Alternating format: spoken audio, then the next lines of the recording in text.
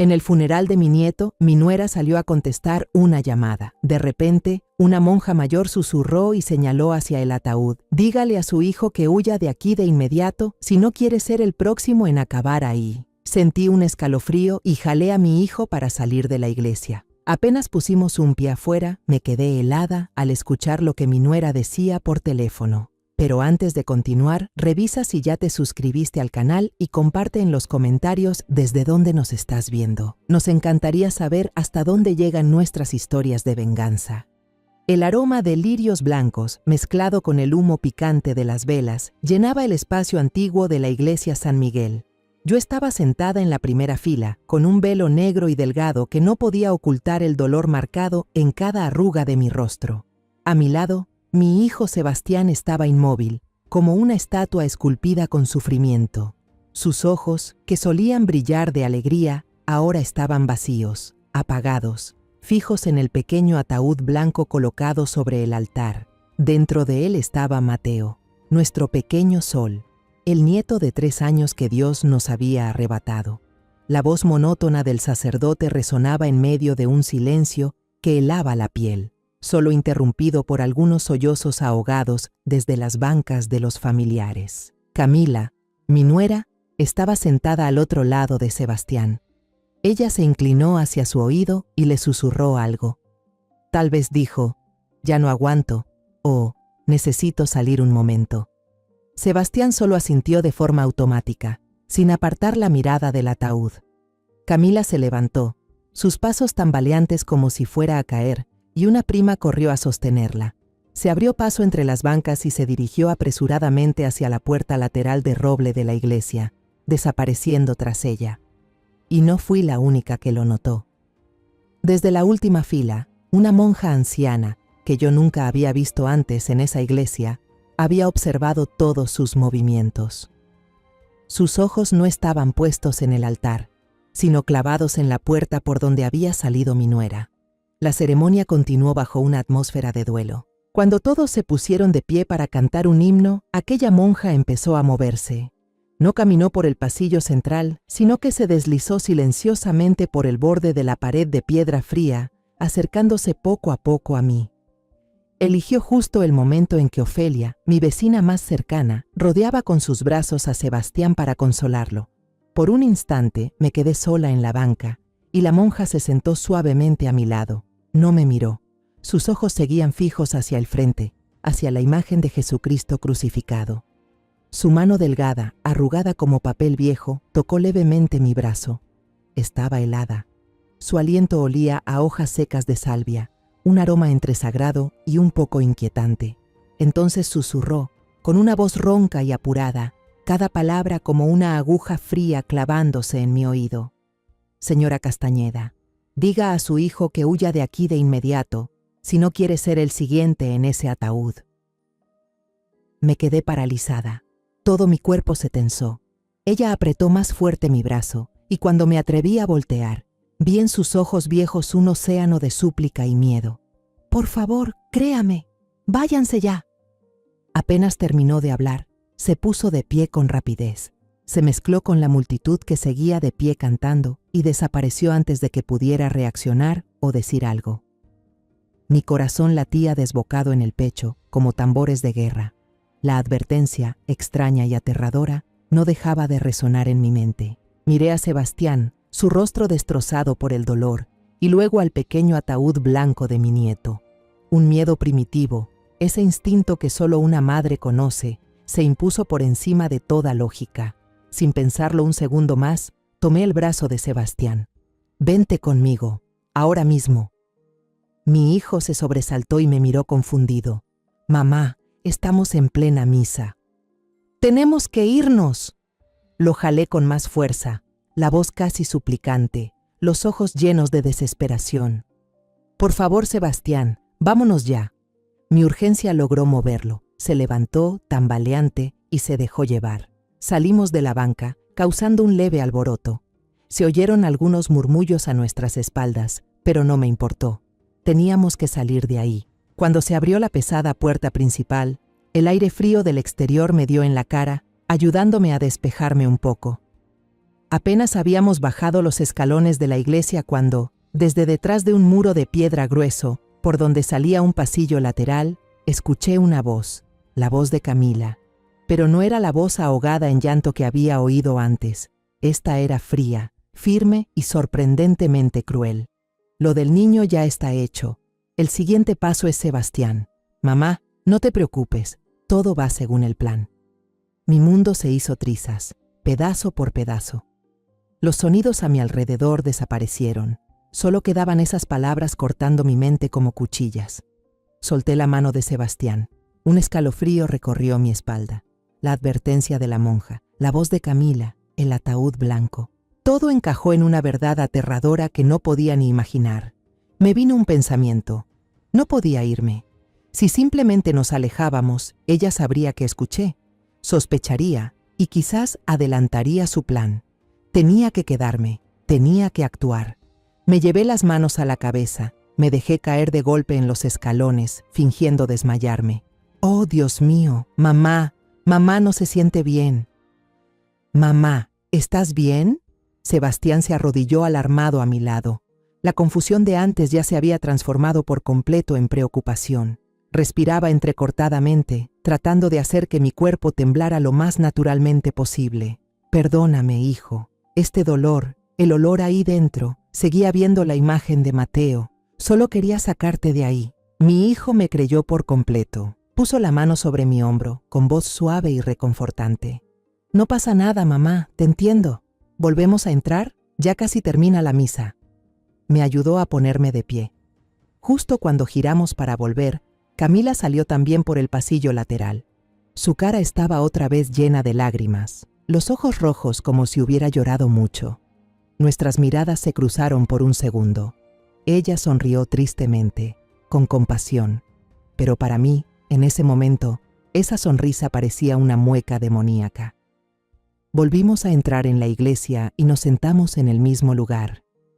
Pero esta vez ya no lloraba.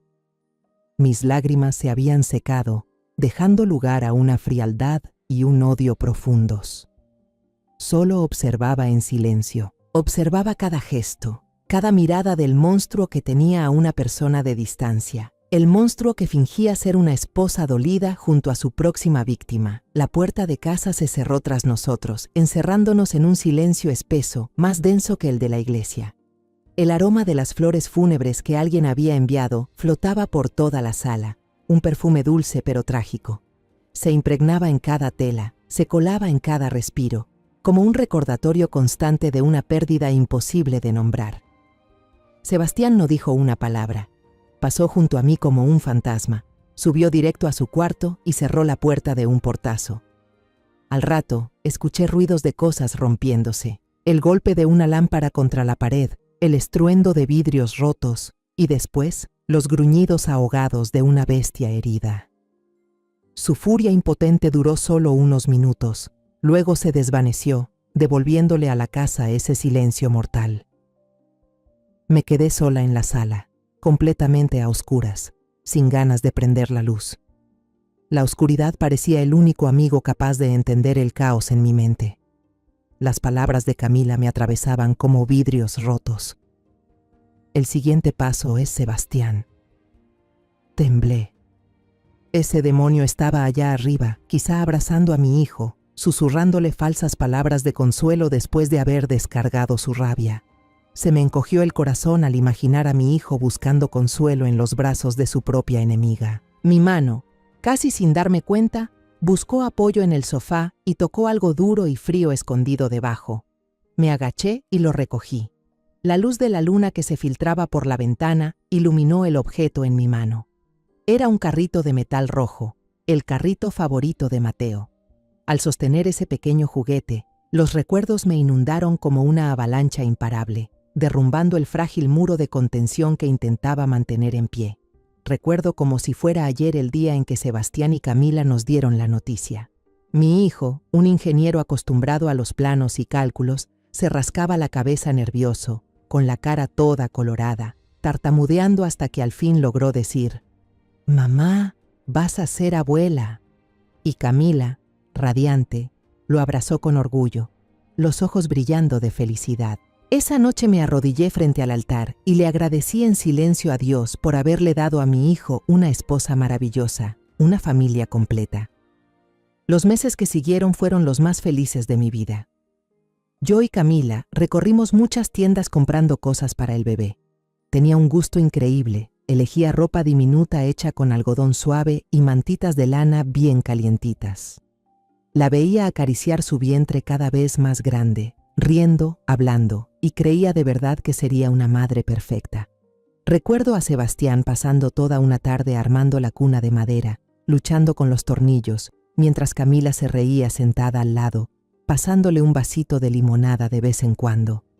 Éramos una familia de verdad. Y luego nació Mateo. Ese niño era el sol, la luz de esta casa. Recuerdo perfectamente cómo se sintió tenerlo por primera vez en mis brazos. Una criaturita tibia, con olor a leche. Sus ojitos bien abiertos, negros y brillantes, me miraban sin parpadear. En ese momento supe que el resto de mi vida giraría en torno a ese angelito. Mi mundo se redujo a esas pequeñas cosas dulces, medirle cada toma de leche, cantarle canciones de cuna como las que le cantaba a Sebastián, pasearlo cada mañana por el jardín soleado. Recuerdo su risa escandalosa cuando jugábamos al cucú, sus manitas gorditas aferradas a mi dedo como si fuera su todo. Y así, los recuerdos me llevaron hasta 3 días atrás, al día en que todo se apagó. Era una tarde de miércoles, con el cielo despejado y el sol dorado. Yo estaba en la cocina horneando unas galletas de mantequilla que a Mateo le encantaban.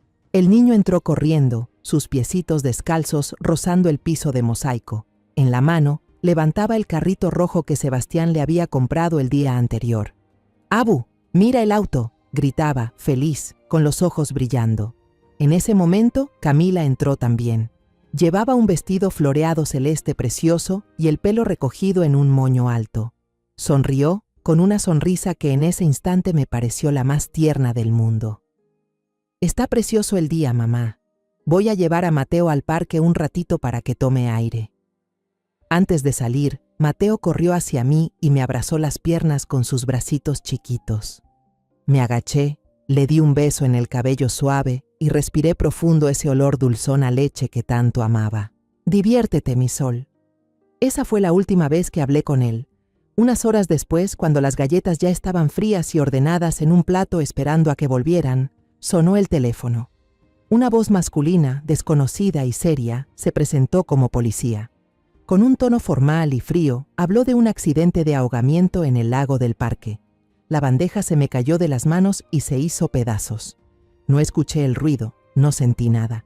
Solo recuerdo que salí corriendo de casa, tomé un taxi y grité la dirección del parque. Lo que vi allí fue una pesadilla que jamás voy a olvidar. La ambulancia, las luces intermitentes de los patrulleros reflejándose en la luz del atardecer, un grupo de curiosos murmurando, y la zona alrededor del lago acordonada con una cinta amarilla. Vi a Sebastián. Estaba arrodillado sobre el césped, con las manos en la cabeza, los hombros temblando por unos sollozos que ni siquiera lograban salir en palabras. Y vi a Camila. Estaba rodeada por paramédicos, gritando de forma desgarradora, pero había algo que no cuadraba, algo que daba escalofríos de lo mal que se sentía. Su mirada, a pesar de estar llena de lágrimas, no paraba de moverse por todo el lugar, desde la multitud hasta los policías, como si estuviera midiendo las reacciones de los demás, como si estuviera comprobando si su actuación era lo suficientemente creíble. Cuando un paramédico intentó inyectarle un sedante, ella lo apartó de golpe. «Mi hijo, alguien salve a mi hijo», gritaba, pero su tono tenía una dramatización forzada. No era el grito desgarrador de una madre que acababa de perder a su hijo, sino más bien una línea sacada de un guión trágico. En ese momento, en medio del dolor insoportable que me partía el alma, una pequeña semilla de duda, fría como el hielo, brotó dentro de mí. Su dolor parecía demasiado perfecto, demasiado exagerado. De vuelta a la realidad, apreté con fuerza el carrito de juguete rojo en mi mano. El metal frío se hundía en mi piel. Esa semilla de duda de aquel día, ahora, después de la advertencia de la monja y lo que escuché salir de la boca de Camila, había echado raíces, brotado y crecido hasta convertirse en un árbol venenoso que cubría por completo mi mente. La muerte de Mateo no fue un accidente, fue un asesinato, y la asesina sigue en mi casa. Justo ahora, quizás está secándole las lágrimas a mi hijo, interpretando el papel de una esposa destrozada para consolar a su próxima víctima. Coloqué el carrito de juguetes sobre la mesa de centro, con cuidado, como si dejara una prueba. Esta noche no voy a dormir. El dolor por la pérdida de mi nieto ha sido reemplazado por el horror y la rabia. Tengo que pensar. Tengo que encontrar la forma de proteger a Sebastián antes de que sea demasiado tarde. El cielo afuera apenas clareaba y yo ya estaba despierta antes del amanecer. Bajé a la cocina con la intención de preparar una tetera de té bien fuerte para mantenerme despejada, y me quedé paralizada al ver que Camila ya estaba sentada en la mesa. Llevaba un pijama de seda negro, el cabello largo suelto sobre los hombros, y sostenía una taza de café humeante. Se veía elegante y tranquila, para nada como una madre que acababa de enterrar a su hijo el día anterior. El contraste entre su apariencia y la tragedia reciente me hizo estremecer. Al verme, alzó la vista y me regaló una sonrisa triste, perfectamente ensayada. ¿Mamá ya se levantó? ¿Durmió bien anoche? ¿Quiere que le prepare una infusión para que se sienta mejor? Cada una de sus palabras amables ahora me sonaba como el siseo de una víbora. Tuve que hacer un gran esfuerzo para que mi voz no temblara. «Gracias, no hace falta», respondí, negando con la cabeza, con la voz ronca por la falta de sueño. «Yo quiero ir a la iglesia un rato». Vi un destello de suspicacia en sus ojos, aunque duró menos de un segundo. Me apresuré a agregar, improvisando la excusa perfecta. «Quiero prenderle una veladora a Mateo y donar algo al convento para pedir por su alma. Tal vez así mi corazón se sienta un poco más en paz». La máscara de comprensión volvió a cubrir el rostro de Camila al instante. Asintió. «Sí, es una buena idea. Vaya con cuidado. ¿Quiere que la lleve?» Era una pregunta disfrazada de cortesía. «Lo sé». «No hace falta», respondí con firmeza, con una voz más dura de lo que esperaba. «Quiero ir sola». Tomé un taxi hacia San Miguel. Guadalajara por la mañana seguía envuelta en una capa ligera de neblina, pero para mí toda la ciudad tenía un tono gris, de luto. Los edificios y las calles que conocía de toda la vida ahora se veían extraños y amenazantes. La iglesia que ayer estaba llena de gente y flores, ahora estaba vacía y fría. No entré por la puerta principal, sino que rodeé hacia atrás, donde había un muro de piedra alto y un portón de hierro viejo que conducía al convento. Jalé la cuerda de la campana junto al portón. Al cabo de un rato, una monja joven salió a abrir, mirándome con desconfianza. Me esforcé por parecer tranquila y le dije que quería ver a la hermana Lucía, la que me había consolado durante el funeral de ayer, para agradecerle. La joven me llevó a un pequeño jardín tranquilo dentro del convento. El aire allí era fresco, con un suave aroma a menta y lavanda. La hermana Lucía estaba ahí, encorvada, concentrada en podar una mata de romero. Al oír mis pasos y alzarse para mirarme, sus manos que sostenían las tijeras se detuvieron. Su rostro envejecido, lleno de arrugas marcadas por el sufrimiento, se tornó pálido. Le hizo una señal a la joven para que nos dejara solas. Cuando quedamos solo las dos en ese jardín silencioso, el miedo en sus ojos se volvió más evidente. No podía esperar ni un segundo más. Fui directa. «Hermana, lo que me dijo ayer, ¿por qué? Por favor, necesito saber». La hermana Lucía miró alrededor, como si temiera que incluso las paredes de piedra pudieran oír, y luego me tomó del brazo, guiándome hacia una banca de piedra escondida detrás de una enredadera de bugambilias. Su voz temblaba al empezar a hablar. «Hace 3 años», dijo, con la mirada perdida, «su nuera vino aquí. En ese tiempo se vestía diferente, más sencilla, incluso parecía tímida. Me preguntó sobre el proceso para adoptar a los bebés abandonados frente al convento. Mintió. Dijo que estaba haciendo una investigación para la universidad. Se detuvo y me miró directo a los ojos. Pero su mirada... María Elena, he pasado casi toda mi vida aquí. He visto todo tipo de personas, todo tipo de dolores. Su mirada no era la de una estudiante curiosa, ni la de una mujer deseosa de ser madre. Era una mirada fría, calculadora, con un propósito imposible de ocultar. Recuerdo perfectamente ese rostro. Yo contenía la respiración, escuchando.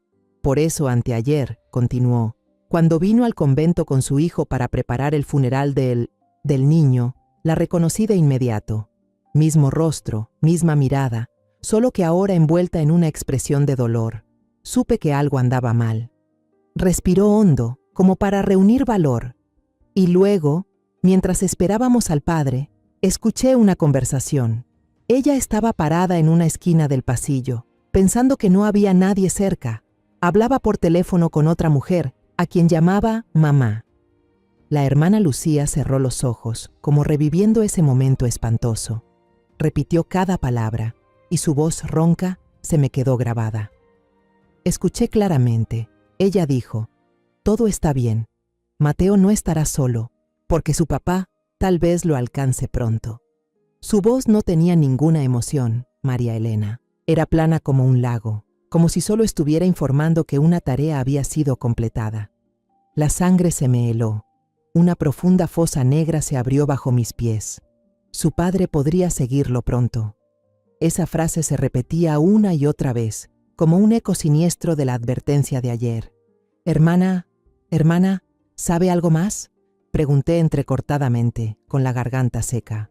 Ella negó con la cabeza, los ojos abiertos de par en par, llenos de miedo e impotencia. «No». Justo después colgó y se fue. Estaba muy asustada, María Elena. Recé, le di 1000 vueltas toda la noche, pero al verla ayer en el funeral, al ver a su hijo sentado junto a esa mujer como un cordero listo para el sacrificio, mi conciencia no me permitió callar. «Tengo miedo de que mi silencio cause otra muerte». Agradecí con voz temblorosa. Sister Lucía me apretó la mano con fuerza. Sus dedos huesudos me transmitieron algo de calor. «Tenga cuidado, esa mujer no es alguien común. Dios está con usted». Salí del convento. La luz de la mañana me cegó. El mundo afuera seguía igual, pero el mío por dentro ya se había derrumbado por completo. Las palabras de Sister Lucía confirmaban la peor pesadilla de mi vida. No era un crimen pasional, no era un arrebato de celos ni de ira. Esto era una conspiración planificada desde hace 3 años, desde el momento en que Camila cruzó las puertas del convento con una pregunta falsa. Mateo solo fue un peón, y Sebastián, mi hijo, era el objetivo final. No podía volver a casa, no podía enfrentarme sola a ese demonio. Necesitaba ayuda, y entonces un solo nombre resonó en mi mente: Ofelia. Corrí calle abajo hasta la pequeña y acogedora casa de ella. Toqué el timbre una y otra vez. Cada sonido era como un grito desesperado pidiendo auxilio. La puerta se abrió. Ofelia, con su moño plateado perfectamente recogido y la sonrisa habitual en el rostro, se quedó helada al verme. «María, por el amor de Dios, ¿qué te pasó? Parece que viste un fantasma», exclamó. No esperó respuesta. Me jaló hacia adentro y cerró la puerta con fuerza, como si quisiera protegerme de una fuerza oscura que me perseguía. Me ayudó a sentarme en una silla de su cocina cálida y llena del aroma a canela y pan recién horneado, y me ofreció un vaso de agua. Mis manos temblaban tanto que no podía sostenerlo. Y ahí, en ese rincón seguro y cálido, dejé que se rompiera la presa que contenía todo mi horror. Le conté todo, con la voz entrecortada por el miedo. Le hablé del comportamiento sospechoso de Camila en el funeral, de la advertencia de Sister Lucía, de la visita que hizo Camila al convento preguntando por niños abandonados hace 3 años, y finalmente de la escalofriante llamada que la monja había escuchado. Ofelia me escuchaba frente a mí, primero sorprendida, luego incrédula. Movía la cabeza sin cesar. «No puede ser, María. Camila, esa chica siempre fue dulce, amable. Tal vez la hermana se confundió o tú estás demasiado afectada y...». Se detuvo al ver mis ojos. Ya no había lágrimas, solo una determinación helada, aterradora, la de una madre al borde del abismo. Y me creyó. La incredulidad desapareció de su rostro, dando paso al horror y la furia. «Dios mío, María, esa maldita bruja. Tenemos que hacer algo. Tenemos que llamar a la policía ya». «¿Llamar a la policía?», solté una risa amarga. «¿Para decirles qué? ¿Que una monja anciana me contó lo que escuchó por teléfono? Solo pensarán que estoy loca por el dolor. Ofelia se levantó de golpe. Caminaba de un lado al otro de la cocina, estrujándose las manos. De pronto, se detuvo como si una idea se le hubiera encendido. Conozco a alguien, Adrián Robledo. Es primo de mi difunto esposo. Fue uno de los mejores investigadores de la policía de Guadalajara antes de jubilarse. Es brillante y discreto, y le debe un favor a mi familia. Lo llamaré. Ahora mismo. Una hora después, un hombre de unos 60 años entró en la casa de Ofelia. La figura del hombre era alta y delgada, con el cabello entrecano cuidadosamente recortado y unos ojos penetrantes y agudos tras unas gafas de montura delgada. Era el detective Robledo. No habló mucho, solo asintió para saludarnos y se sentó a la mesa. Puso sobre la mesa una pequeña libreta y un bolígrafo. Doña Ofelia dijo que la situación era muy urgente. Respiré hondo y empecé a contar la historia una vez más, esta vez esforzándome por mantener la calma, relatando cada detalle, cada momento, con la mayor claridad posible. El señor Robledo solo escuchaba. De vez en cuando escribía algo en su libreta, sin interrumpirme en ningún momento. Cuando terminé, él guardó silencio por un buen rato, mirándome fijamente. Su mirada parecía querer escarbar en mi mente buscando la verdad. Doña Castañeda, esta es una acusación muy, muy grave. ¿Está segura de que no se está imaginando todo esto por el dolor? Su pregunta fue fría y directa, pero yo no me inmuté. Señor Robledo, respondí con voz firme.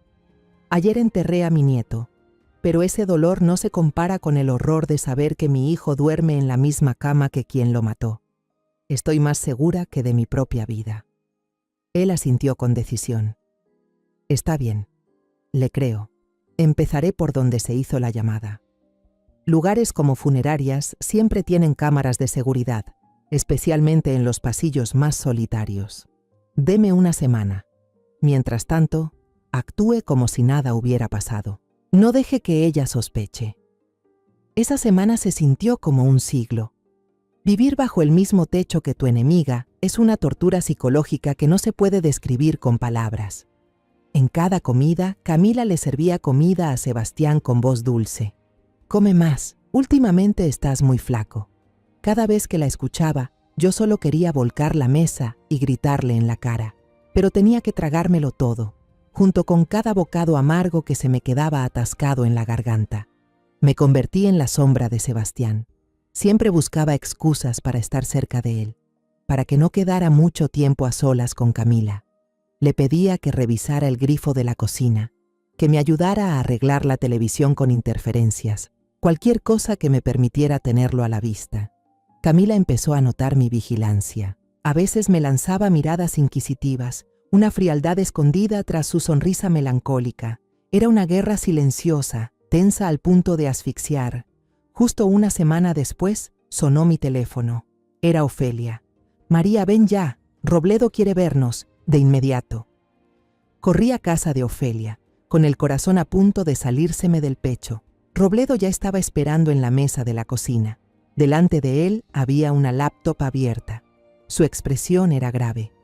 Habló apenas me senté. Tuve que recurrir a algunos contactos viejos dentro de la policía. Como imaginaba, las cámaras del salón principal y de las zonas comunes fueron sobrescritas por el sistema.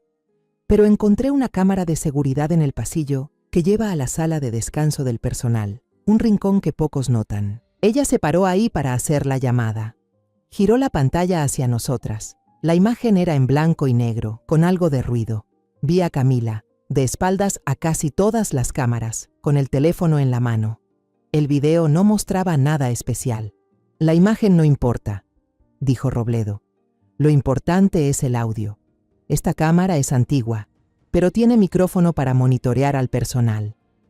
Conectó un pequeño altavoz a la computadora y reprodujo el archivo de audio que había limpiado de ruidos. La cocina de Ofelia quedó en un silencio sepulcral. Solo se oía el tic-tac del reloj de pared. Y entonces se escuchó la voz de Camila, fría, clara como el agua, sin una sola interferencia. Tranquila, mamá. Si el niño murió no fue culpa mía. Todo fue porque Sebastián empezó a sospechar. Iba a hacerse una prueba de ADN, pero ya es demasiado tarde. Ofelia abrió la boca de asombro, llevándose una mano a la cara, los ojos abiertos como platos, aterrada. ¿Y yo? Yo sentí que las piernas me fallaban. Tuve que agarrarme con fuerza al borde de la mesa para no caerme. ADN, susurré. Ese eco helado lo explicaba todo. Era la pieza que faltaba, la clave de todas las incoherencias. Ahora ya sabía por qué. Ahora ya entendía por qué tuvo que morir mi pequeño sol. La cocina acogedora de Ofelia se volvió de pronto un lugar frío. Esas dos palabras, prueba de ADN, no dejaban de repetirse en mi cabeza, como una sentencia de muerte ya dictada. Ya no podía mantenerme en pie. Se me doblaron las rodillas y si Ofelia no hubiera corrido a sostenerme, probablemente me habría desplomado en el suelo. Me ayudó a sentarme en una silla. Sus manos también temblaban. Todo mi mundo parecía deshacerse en cenizas. El detective Robledo apagó la grabación y su rostro se volvió más serio que nunca. «Señora Castañeda», dijo con voz grave y firme, «ahora ya tenemos el motivo. Un motivo claro para matar, pero para acusarla en un juicio necesitamos más que una grabación de audio de calidad dudosa. Tenemos que probar que Mateo no era hijo de Sebastián y que ella tenía razones para ocultarlo a toda costa». Asentí mecánicamente, con la garganta tan seca que no me salían las palabras. Recordé la carita redonda de Mateo, su sonrisa radiante que dejaba ver esos pequeños dientes de leche tan blancos. Recordé lo que sentía al abrazarlo, al respirar su aroma. Todo el amor que le tenía era real, real hasta la última célula de mi cuerpo. Pero ese lazo sagrado de sangre en el que siempre creí, ese orgullo de pertenecer a los Castañeda, estaba construido sobre una mentira espantosa. Un plan tan elaborado y cruel como este no pudo haberlo hecho sola, comentó Robledo, sacándome de mis pensamientos. La madre de la que habla en la llamada, la doctora Renata Rivas, probablemente sea la mente maestra. Empezó a enfocarse en el segundo objetivo. A simple vista, la doctora. Renata era una psicóloga respetable, dueña de una clínica lujosa y elegante en la zona adinerada de Polanco, un lugar exclusivo para la élite. Pero cuando Robledo empezó a escarbar más a fondo, usando sus contactos de siempre, empezaron a surgir rumores turbios en el mundo médico. Logró dar con una exenfermera que había trabajado para Renata, una mujer despedida en circunstancias muy sospechosas hace algunos años. Al principio, ella estaba aterrada y se negó rotundamente a hablar. «Esa mujer es un demonio disfrazado de ángel. No quiero tener nada que ver con ella», dijo por teléfono, con voz temblorosa. Robledo tuvo que insistir mucho, asegurándole que protegería su identidad y su seguridad. Finalmente, ella aceptó encontrarse con él en una cafetería apartada a las afueras de la ciudad. Sentada en un rincón apartado, la enfermera contó que la doctora Renata era una experta manipuladora, se dedicaba a ayudar a clientes ricos con asuntos delicados. Podía crear historiales clínicos falsos para que un marido golpeador evitara la cárcel, o al contrario, declarar mentalmente incompetente a una madre anciana para que sus hijos codiciosos se quedaran con sus bienes. «Es una traficante del sufrimiento ajeno», concluyó la enfermera, con los ojos llenos de rabia. «El dinero y el poder son su único Dios». Y entonces soltó un secreto escalofriante, una pieza clave que nos faltaba. Recordaba con claridad el caso de Camila. Hace poco más de 3 años, ella realmente estaba embarazada, contó. Pero estoy completamente segura de que perdió al bebé en el 4º mes por una caída en las escaleras de su casa. Yo misma le hice el ultrasonido después. Continuó hablando, en voz cada vez más baja, como si temiera que alguien más pudiera oírla. Normalmente, en un caso así, tenemos que hacer un informe y referir al paciente a atención psicológica. Pero la doctora Renata me ordenó guardar silencio absoluto. Ella misma se encargó de todos los papeles y fue quien le avisó al futuro yerno. Después de eso, Camila siguió yendo al consultorio cada semana, pero no para controles prenatales, sino para inyectarse hormonas y recibir consejos para mantener los síntomas de un embarazo falso. Fue una actuación perfecta. «¿Tiene alguna prueba?», preguntó Robledo con urgencia, con voz llena de esperanza. La enfermera negó con la cabeza, triste. Renata destruyó todo. Esa mujer es una vieja zorra, nunca deja rastros. Pero yo, en medio del pánico, me guardé una copia del resultado del ultrasonido que confirmaba que el embarazo se había detenido. Pensé usarlo para denunciarla, pero me dio miedo. Lo guardé para protegerme. Al día siguiente, le envió a Robledo una copia de ese documento por medio de un mensajero de confianza. Era la pieza que faltaba, la prueba contundente que necesitábamos. Con esa prueba en mano, Robledo y yo volvimos al convento San Miguel. No podíamos llamar por teléfono, porque temíamos que todas mis comunicaciones estuvieran siendo vigiladas. Cuando le contamos todo a la hermana Lucía y le mostramos el resultado del ultrasonido, su rostro envejecido cambió por completo. Las sospechas y el miedo que había guardado durante tanto tiempo por fin se confirmaban. Sin decir una palabra, nos llevó a la oficina de archivos del convento, una habitación pequeña llena de estanterías con carpetas viejas. Revisó entre un montón de papeles polvorientos y sacó un cuaderno de tapas de cuero ya gastadas. Lo abrió en una página marcada de hace 3 años. «Aquí está», dijo, señalando una línea escrita a mano con cuidado. Más o menos una semana después de que la señorita Camila vino a preguntar por información, dejaron a un bebé recién nacido frente a la puerta del convento durante la noche. El niño estaba envuelto en una manta de lana azul. Estaba sano y era muy bonito. Le pusimos de nombre Mateo, que significa regalo de Dios. Llamamos a la policía y empezamos a preparar los papeles para enviarlo al orfanato, como indica el protocolo. Se detuvo, levantó la vista hacia mí, con una voz llena de arrepentimiento y dolor. Pero solo 2 días después, antes de que pudiéramos hacer nada, vino una pareja. Traían papeles de nacimiento legales y dijeron ser los padres del bebé extraviado. Lloraban. Contaron una historia muy triste sobre cómo habían entrado en pánico después del parto y lo habían dejado en un momento de desesperación. Esa mujer respiró hondo. Era Camila. Y el hombre que la acompañaba, juro ante Dios, no era su hijo María. Todo se derrumbó. Todas las piezas sueltas ahora encajaban en un rompecabezas tan claro como aterrador. Después de perder al bebé, Camila y su madre habían montado un plan elaborado. Esperaron a que apareciera un niño abandonado en el convento, falsificaron documentos de nacimiento y usaron a un hombre desconocido para hacerse pasar por el padre y recuperar a Mateo legalmente antes de que el convento pudiera entregarlo al gobierno. Se robaron a un niño. Me dejé caer sobre una silla de madera en la habitación, sintiendo que se me iba toda la fuerza del cuerpo. El nieto al que tanto amaba, el niño que siempre creí que era un regalo de Dios para nuestra familia, era en realidad un niño robado, una víctima inocente en un plan cruel y calculado al detalle. Y Sebastián, él había amado y criado a un niño que no llevaba su sangre, para que al final ese mismo niño se convirtiera en la razón por la que estuvo al borde de la muerte. Salí del convento, regresé a casa con el corazón hecho trizas.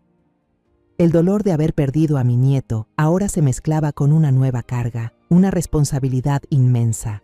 Ya no luchaba solo por la seguridad de mi hijo, sino por la justicia de Mateo, ese niño sin nombre al que le arrebataron su vida desde el primer momento. El alma inocente de mi nieto merece descansar en paz, y yo seré quien le devuelva ese derecho. Esa noche me reuní en privado con Robledo. Me habló con un tono tan realista que parecía cruel. Ya tenemos la historia completa sobre Mateo María, una tragedia que hará llorar a todo el jurado. Pero las lágrimas no condenan a un asesino. Para derribar a mentes calculadoras como las Rivas, necesitamos pruebas de conspiración financiera. Eso es lo que más le importa al tribunal, lo que pondrá el último clavo en su ataúd. Sus palabras fueron como un balde de agua fría, pero me despertaron. Sabía que tenía razón. Camila era extremadamente cuidadosa, pero nadie es perfecta. Seguramente guardaba esos documentos importantes en algún lugar de la casa, donde creyera que era más seguro. Y yo debía encontrarlos. La oportunidad llegó el sábado por la mañana.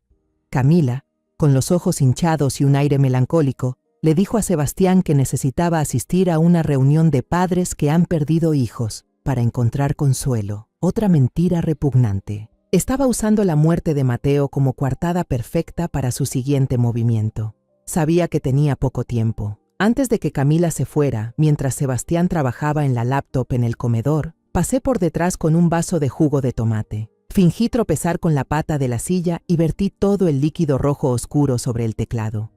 ¡Ay, Dios mío! ¡Perdóname, hijo, perdóname!, grité aterrada, mientras intentaba secar el desastre con servilletas.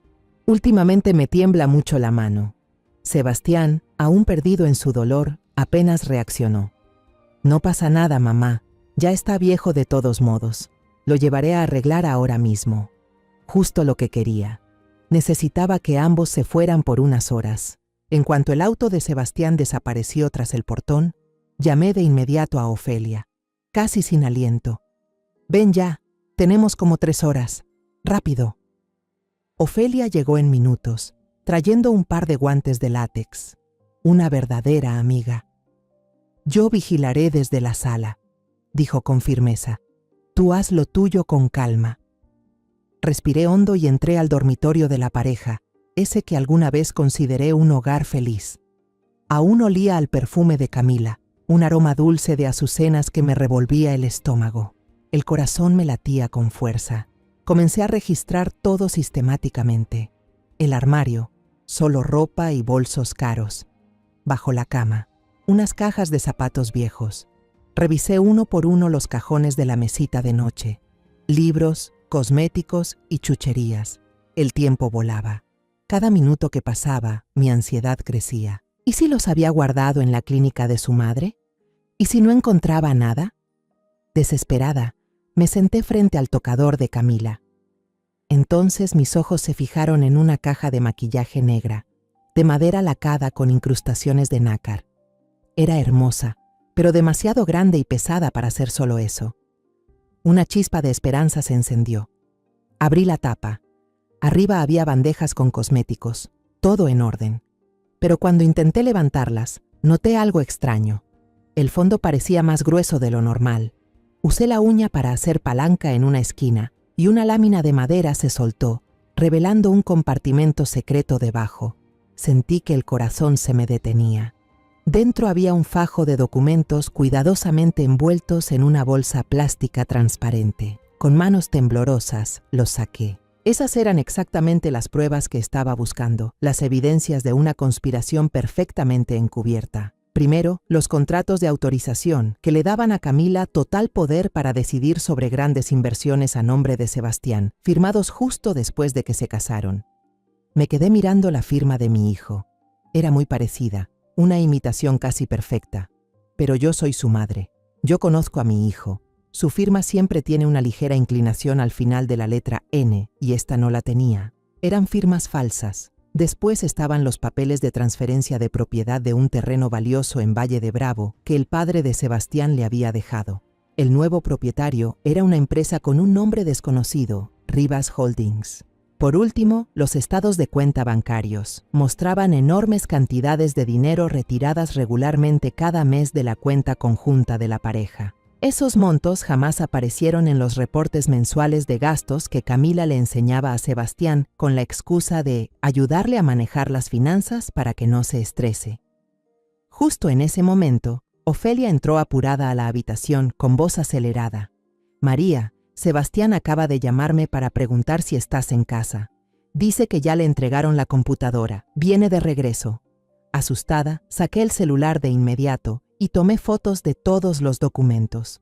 Me esforcé en que no me temblaran las manos, asegurándome de que cada cifra, cada firma, cada sello quedara bien enfocado en las imágenes. Luego, cuidadosamente volví a dejar todo en su lugar. Cerré el compartimento secreto, acomodé las bandejas de maquillaje tal y como estaban, sin dejar ni una sola huella. Apenas coloqué la caja en su sitio, escuché el auto de Sebastián entrando al patio. Ofelia y yo bajamos rápido, nos sentamos en la mesa de la cocina y fingimos estar tomando té, conversando. Esa misma noche, cuando estuve segura de que todos dormían profundamente, cerré con llave mi cuarto y envié todas las fotos a Robledo a través de una aplicación segura.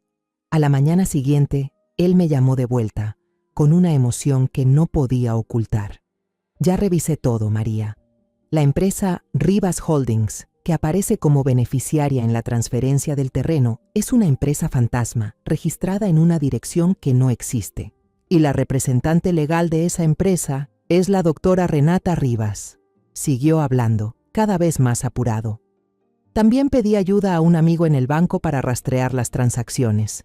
Todo el dinero desviado fue movido por varias cuentas antes de acabar en una cuenta en Suiza, a nombre de Renata. Han vaciado casi todos los bienes de tu hijo, concluyó con una voz helada. Ya lo tienen todo, María. Eliminar a Mateo fue para silenciar una posible amenaza de ADN. Ahora solo esperan el pretexto perfecto para quitarse de encima a Sebastián. Tal vez con un supuesto suicidio por depresión tras la muerte del hijo. Tenemos que actuar ya. Miré por la ventana. Ya estaba oscureciendo. Robledo tenía razón. El tiempo se había acabado. El tiempo del silencio, del miedo, de fingir, había terminado. Mañana iré a la oficina del fiscal. Esa noche no dormí, pero fue un desvelo muy distinto. No había miedo paralizante ni dolor que adormeciera. Solo una determinación fría como el acero. Me senté en la oscuridad, planeando cada paso, cada palabra que diría al día siguiente. La batalla final estaba por comenzar. A la mañana siguiente, no desayuné. Tenía el estómago hecho un nudo, no por hambre, sino por tensión. Abrí el closet y elegí mi ropa más formal, un vestido negro discreto pero sobrio. Quería verme confiable, lucida, no como una anciana consumida por el dolor. Al bajar, Camila estaba sentada en la mesa, revisando el celular. Levantó la vista y frunció el ceño al verme. ¿Mamá va a salir tan temprano? La miré directo a los ojos. Ya no aparté la mirada. Ya no había miedo. Solo frialdad y vacío. Mamá va a hacer unos trámites por Mateo. Mi respuesta pareció desconcertarla un poco. Sus ojos mostraron un destello de desconfianza, pero lo ocultó rápidamente tras una expresión indiferente. No preguntó nada más. Me encontré con el detective Robledo en una cafetería pequeña y discreta cerca de la fiscalía. Él ya estaba allí, con 2 tazas de café frente a él y un expediente grueso. Me empujó el expediente hacia mí. Dentro estaba toda la evidencia organizada de forma lógica y profesional, grabaciones autenticadas, una copia del ultrasonido, las declaraciones de la enfermera y de la hermana Lucía, fotos de documentos financieros y un diagrama complejo del flujo de dinero que él mismo había trazado, mostrando con claridad cómo cada peso fue desviado hacia los bolsillos de las Rivas. «Todo está listo», dijo. «He concertado una reunión con la fiscal Vargas, una de las más estrictas. Mantenga la calma, respire profundo y cuente todo tal como me lo contó a mí. La verdad es su arma más poderosa». Nos condujeron a una oficina solemne. Sentada detrás de un gran escritorio de madera había una mujer de unos 50 años, con el cabello corto y una mirada afilada como navaja. Era la fiscal Vargas. Ya había leído el informe preliminar sobre la muerte de Mateo, catalogada como un trágico accidente por negligencia materna. Su rostro mostraba escepticismo y cierta impaciencia, como si este fuera otro caso más que le haría perder el tiempo. Comencé a hablar. Relaté todo desde el momento en que me senté en la iglesia, desde la advertencia susurrada de la hermana Lucía, desde la voz helada de Camila que escuché tras la pared de piedra. Al principio mi voz temblaba, pero cuando la indignación y el amor por mi hijo y mi nieto afloraron, mi voz se volvió firme y fuerte. Robledo fue presentando cada evidencia. Cuando reprodujo la grabación, el aire en la sala se volvió denso. La fiscal Vargas escuchaba con atención, frunciendo el ceño. Al revisar el resultado del ultrasonido que confirmaba el aborto espontáneo, y luego los documentos financieros con firmas burdamente falsificadas, su escepticismo desapareció por completo. Fue reemplazado por sorpresa, y poco a poco, por una furia imposible de ocultar. Cuando terminé de contar mi historia, guardó silencio un largo rato. Luego me miró directo a los ojos, su voz ya completamente transformada, con una mezcla de empatía femenina y la determinación de una mujer que imparte justicia. «Señora Castañeda, gracias por tener el valor de venir. Lo que ha vivido es terrible. Solicitaremos de inmediato órdenes de cateo y detención para Camila Rivas y Renata Rivas. Unas horas más tarde, la noticia se filtró. Un periodista con contactos en la policía publicó la primera nota con un titular escandaloso: Madrastra implicada en la muerte del hijastro por ahogamiento, un escándalo financiero al descubierto.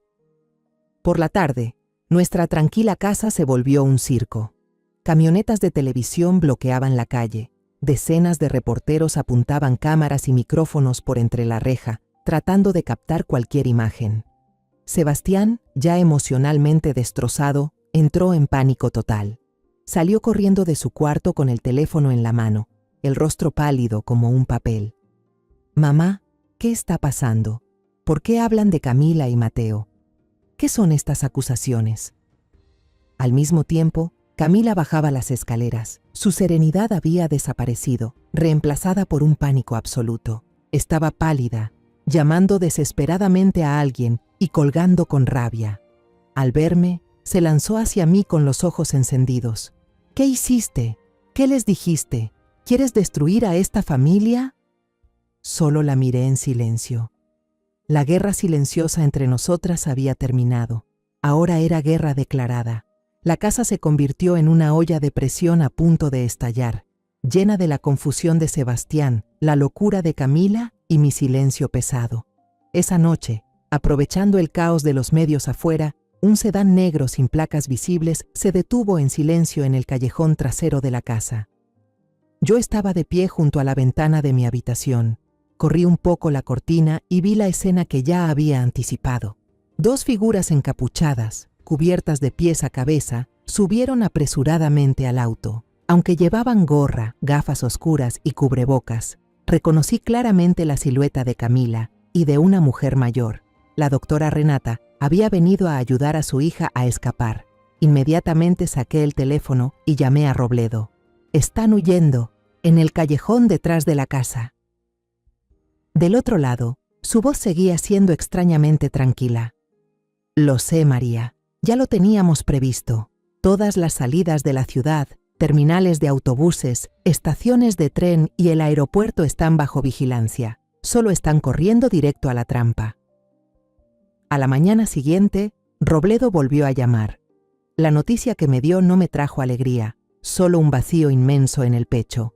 Me contó que Camila y Renata habían manejado toda la noche hasta Ciudad de México, un trayecto largo y agotador. Pensaron que podrían perderse entre la multitud en el Aeropuerto Internacional Benito Juárez, el más grande del país, y huir. Usaron pasaportes falsos, compraron boletos de clase ejecutiva con destino a Monterrey, con la intención de cruzar ilegalmente la frontera hacia Estados Unidos por tierra.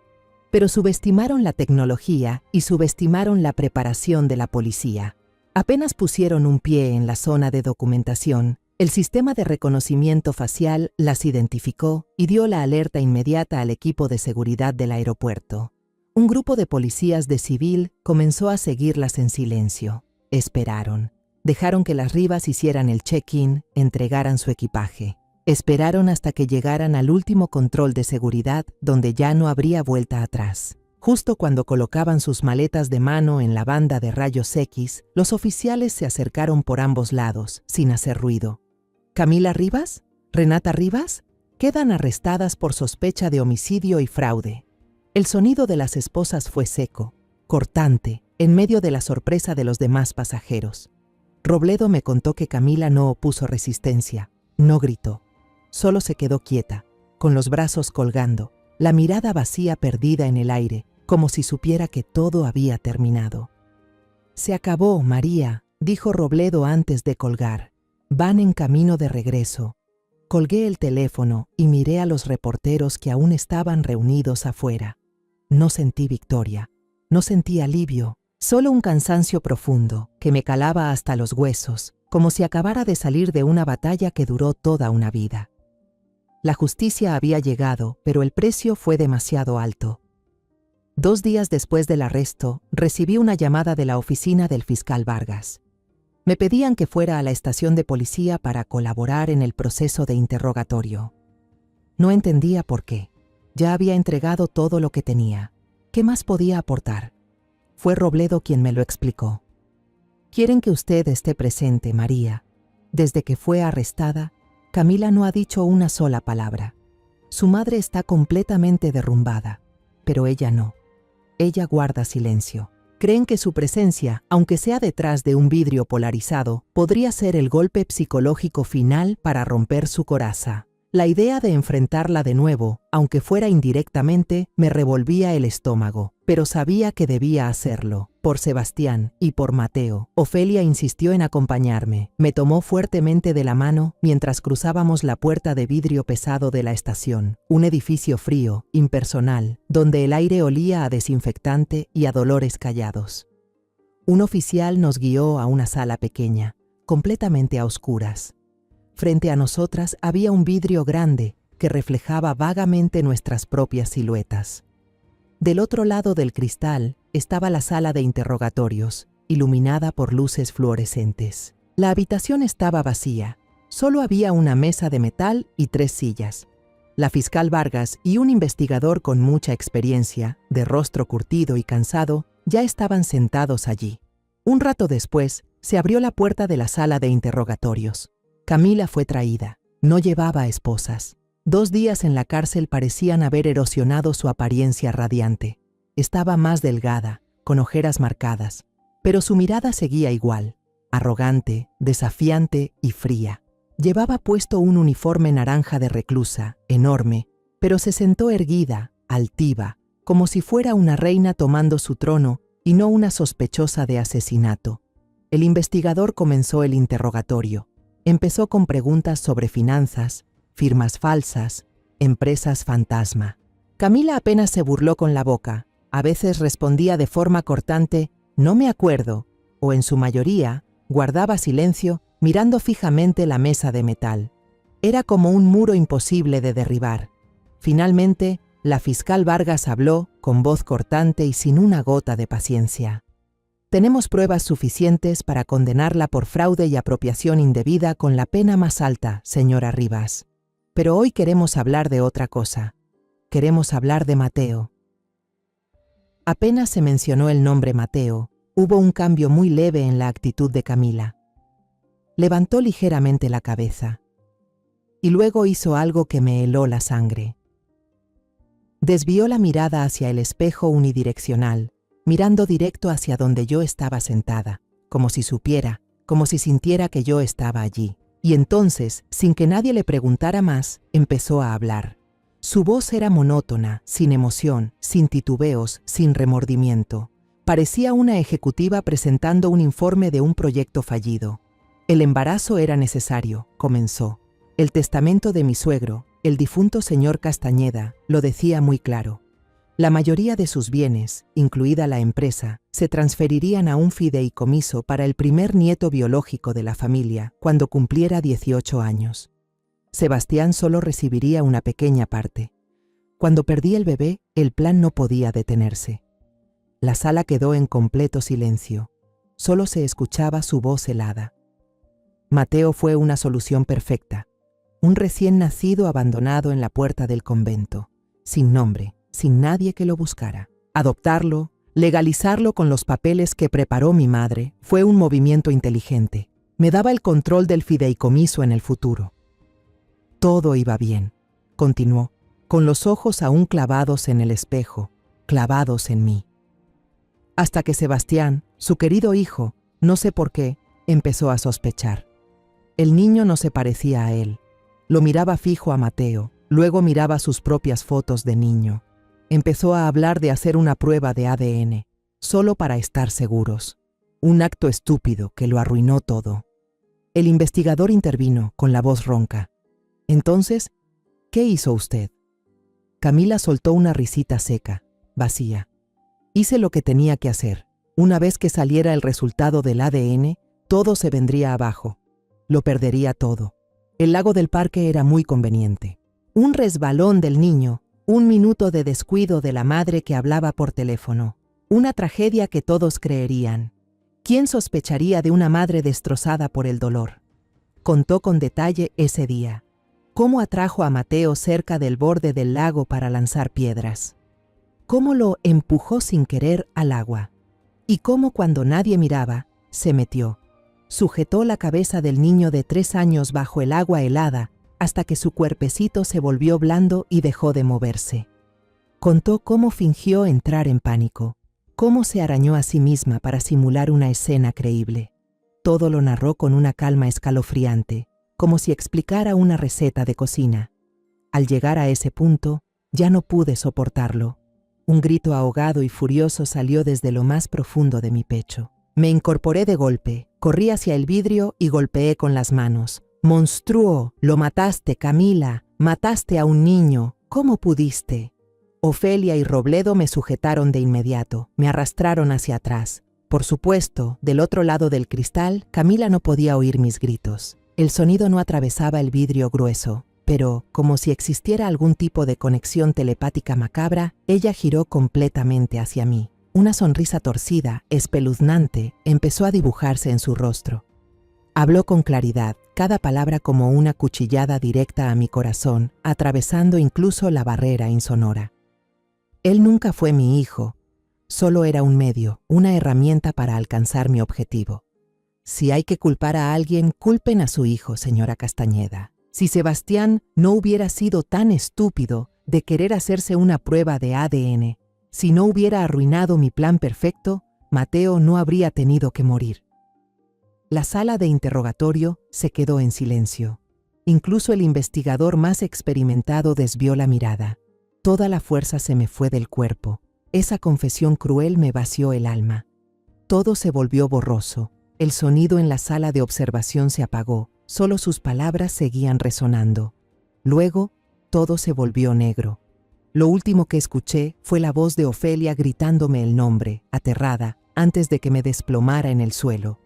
Desperté en la enfermería de la comisaría, con el olor del alcohol desinfectante invadiéndome la nariz. Ofelia estaba sentada a mi lado, sujetando mi mano con fuerza, los ojos hinchados de tanto llorar. «Ya despertó María», susurró, con la voz ronca. Robledo estaba en una esquina, el rostro visiblemente agotado. La confesión fría de Camila, grabada por completo, no solo me derrumbó a mí, sino que se convirtió en una prueba irrefutable ante el tribunal. Pero cuando pasó el aturdimiento, me esperaba en casa una tarea aún más difícil, más dolorosa. Tenía que contarle toda la verdad a Sebastián. Esa noche me senté con él en la sala, un espacio que aún conservaba la presencia de Mateo. El carrito rojo seguía en la mesa de centro, testigo mudo de los días soleados que ya no volverían. Le conté todo. Mi voz era monótona, casi sin emoción, porque temía que si dejaba que los sentimientos se metieran, no sería capaz de terminar la historia. Le hablé del aborto, de la visita de Camila al convento, de que Mateo era un niño robado, del plan financiero y al final de la razón por la que tuvo que morir.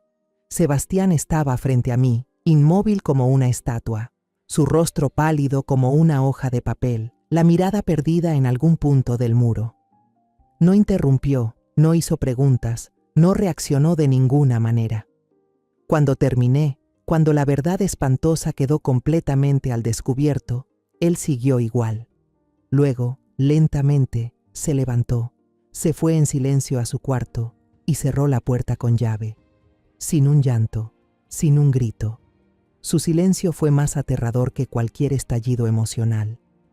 Mi hijo había muerto por dentro. El juicio contra Camila y su madre, Renata Rivas, duró casi un año y fue el centro de atención de todos los medios del país. Tener que ir al tribunal cada día, sentarme en la misma sala con quienes destruyeron a mi familia, fue una tortura. La hermana Lucía fue citada como testigo. Esa anciana frágil y diminuta se paró firme en el estrado, relatando con claridad cómo Camila había ido al convento a preguntar por un niño abandonado 3 años atrás. El abogado defensor de Camila, un tipo resbaloso y astuto, intentó desacreditarla, diciendo que por su edad ya no tenía buena memoria y podía estar confundida, pero la hermana Lucía mantuvo la calma, sus ojos firmes clavados en el abogado. La memoria puede fallarme para las cosas cotidianas, pero jamás olvidaré la mirada del diablo, dijo ella con voz firme, haciendo que toda la sala del tribunal quedara en silencio. El detective Robledo, con su estilo profesional, presentó las pruebas. Proyectó en la pantalla un esquema complejo del flujo de dinero. señalando una por una las transacciones engañosas que madre e hija habían hecho para vaciar los bienes de Sebastián. Abogados, juez y jurado observaban con atención, sin poder apartar la vista de esos números que hablaban por sí solos. La actitud de las dos acusadas no podía ser más distinta. Camila se presentaba cada día al juicio con una apariencia impecable, maquillada de forma sutil, vestida con ropa elegante.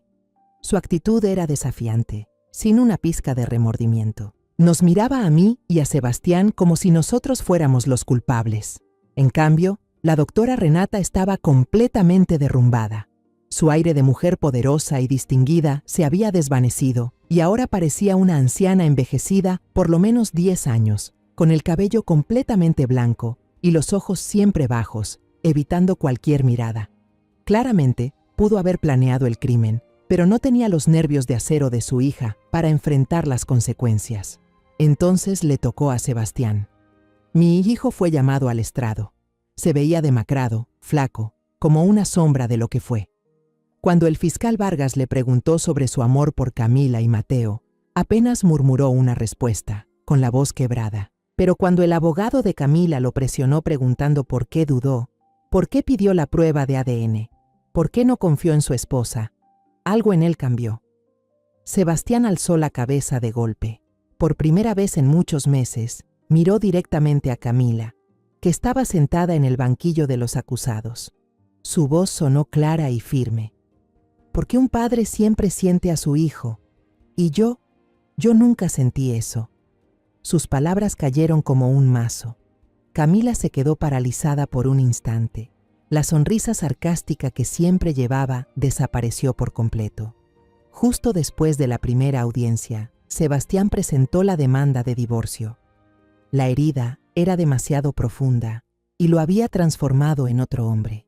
Renunció a su trabajo y pasaba los días encerrado en su habitación. La casa de Guadalajara, antes llena de risas, se convirtió en una prisión de recuerdos dolorosos. Cada rincón le recordaba a Mateo, a las mentiras. A veces, en plena madrugada, escuchaba a Sebastián sollozar con desesperación en su cuarto, gritos ahogados de un dolor que no se puede describir. Yo solo podía quedarme parada frente a la puerta, con el corazón hecho pedazos, viendo impotente cómo mi hijo se hundía cada vez más en la oscuridad.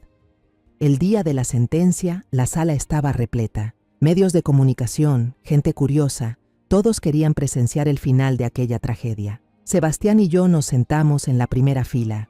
El juez, un hombre de rostro severo, leyó la resolución con voz grave que retumbaba en todo el recinto. Enumeró uno por uno los delitos de madre e hija: asesinato premeditado, fraude, falsificación de documentos, secuestro de un menor. Con cada cargo, la tensión en la sala aumentaba.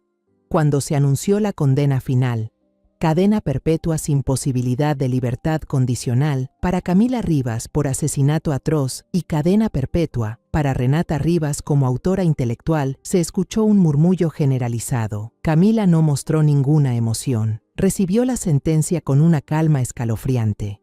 Solo miró de reojo a su madre, que lloraba con la cabeza hundida en la mesa. Cuando los oficiales se la llevaron, Camila pasó junto a nosotros.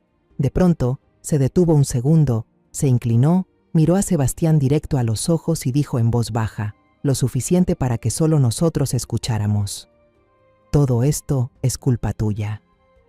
Sebastián no reaccionó. Se quedó sentado, con la mirada vacía, como si su alma ya no estuviera ahí. Se hizo justicia, sí, pero no trajo alivio alguno. No trajo de vuelta a Mateo, ni sanó el corazón roto de mi hijo. Solo cerró un capítulo trágico para abrir otro lleno de dolor y vacío. Aquella noche, al regresar a la casa silenciosa, Sebastián habló conmigo con claridad por primera vez en muchos meses. «Mamá», dijo con voz ronca, «no puedo seguir viviendo aquí. Tenemos que irnos». Hicimos exactamente lo que dijo Sebastián. Sin mirar atrás, vendimos la casa en Guadalajara, ese lugar donde cada ladrillo y cada rincón estaban empapados de recuerdos felices falsos y de un dolor muy real. Cortamos toda comunicación, empacamos lo que quedaba de nuestras vidas en unas cuantas maletas y manejamos hacia el sur, hacia el océano, para que las olas se llevaran todos los fantasmas del pasado. Nos detuvimos en un pequeño pueblo pesquero en la costa de Oaxaca, un lugar tan tranquilo que parecía olvidado por el tiempo. Ahí nadie sabía quiénes éramos, nadie conocía el apellido Castañeda ni la tragedia que lo acompañaba. Alquilamos una casita blanca con un porche de madera que daba directamente al profundo azul del Pacífico. Los primeros meses fueron muy duros. Sebastián era como una sombra silenciosa. Cada mañana, antes de que saliera el sol, se iba de casa y caminaba durante horas por la orilla. Yo me quedaba en el porche observándolo, viendo cómo miraba fijamente las olas que rompían en la arena, como si intentara encontrar alguna respuesta en la inmensidad del mar. No lloraba, no hablaba, solo existía en un mundo propio, lleno de tristeza. Hasta que un día vio a un pescador viejo sentado en la arena, remendando pacientemente una red rota. No dijo nada, solo se sentó a su lado y observó. Al día siguiente volvió. Poco a poco, el viejo comenzó a hablar con él, haciéndole preguntas sencillas sobre el clima, sobre las mareas. Nunca le preguntó sobre el pasado, ni mostró curiosidad por la tristeza profunda en sus ojos. Una mañana el viejo le dijo: «Se te ven fuertes las manos. ¿Quieres venir conmigo a pescar?». Al principio Sebastián se negó, pero luego aceptó. Y el mar hizo lo que yo no pude. La sal en el aire golpeando su cara, el esfuerzo de tirar de la red tensando sus músculos, la vastedad del océano bajo sus pies. Todo parecía llevarse consigo la pena, los recuerdos oscuros que lo atormentaban. El trabajo físico duro no le dejaba espacio para pensar demasiado. Aprendió a lanzar las redes, a sacar los peces, a leer las corrientes según el viento. Su piel se bronceó por el sol y en sus ojos, por primera vez en mucho tiempo, volvió a brillar una chispa de vida.